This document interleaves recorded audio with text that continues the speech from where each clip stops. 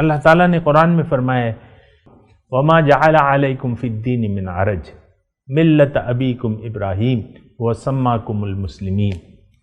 दीन में कोई हरज नहीं है, कोई मुश्किल नहीं है।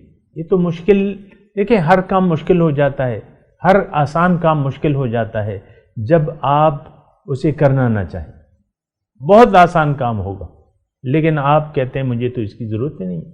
गिलास में पानी रखा हुआ है, मिसाल के तौर पे शरबत है, पानी है, अच्छा मशरूब है, लेकिन आप ने पानी पी लिया है, आपको प्यास नहीं है, तो अब आप नहीं पिएंगे उसको। तो हम ये समझते हैं कि हम पूरे हैं, हमने पानी पिया हुआ है, हमारी समझ अच्छी है, बस मुझसे समझदार कोई नहीं है। अब कुरान और सुन्नत रसूल, इससे अब कोई वास्ता ही नहीं रहा है। आप अपनी ज़ात में खुद कफील अपने आप को समझते हैं।